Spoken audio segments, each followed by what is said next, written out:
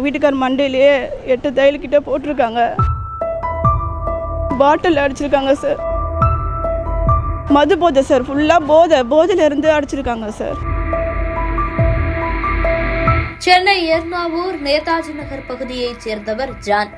இவருக்கு திருமணமாகி ராணி என்ற மனைவியும் 3 வயதில் பெண் குழந்தையும் உள்ளனர்.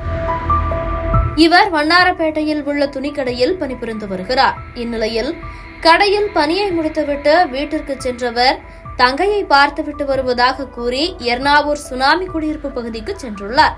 அங்கு மதுபோதையில் இருந்தவர்கள் இங்கு யாரை பார்க்க வந்திருக்கிறாய் என்று கேட்டு வம்பிழுத்துள்ளனர்.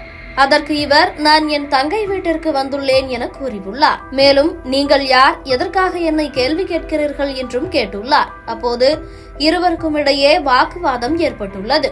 மதுபோதையில் இருந்த ஆசாமிகள் தாங்கள் மறைத்து வைத்திருந்த கத்தி மற்றும் பீர் பாட்டிலால் சரம் மாறியாக ஜானை தலையில் வெட்டியுள்ளனர்.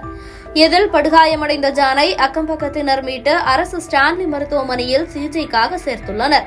இது தொடர்பாக எண்ணூர் போலீசார் வழக்கு பதிவு செய்து ஜானை வெட்டிய இளைஞரை தேடி வருகின்றனர். தங்கையை காண சென்ற அப்பாவி இளைஞரை மதுபோதையில் இருந்தவர்கள் காரணமின்றி வெட்டிய சம்பவம் அப்பகுதியில் பெரும் பரபரப்பை ஏற்படுத்தியுள்ளது. எங்கள் வீட்டுக்கார் மண்டையிலேயே 8 தையல்கிட்ட போட்டிருக்காங்க. பாட்டில் அடிச்சிருக்காங்க சார். 3 பேர் 4 பேர் சேர்ந்து அடிச்சிருக்காங்க. அடித்ததில் அவர் ஃபுல்லாக ரத்தம், உடம்பு ஃபுல்லாக ரத்தம், துணி ஃபுல்லாக ரத்தம், கை கால் ஃபுல்லாகவே ரத்தம் சார்.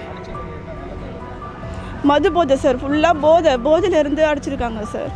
அது அவருக்கு என்னன்னு புரியல. அப்புறம் என் சொந்தக்காரங்களாம் அவர் ஹாஸ்பிட்டலுக்கு கூட்டிகிட்டு போயிட்டு அதுக்கப்புறம் தான் சார் எனக்கு தெரியும்.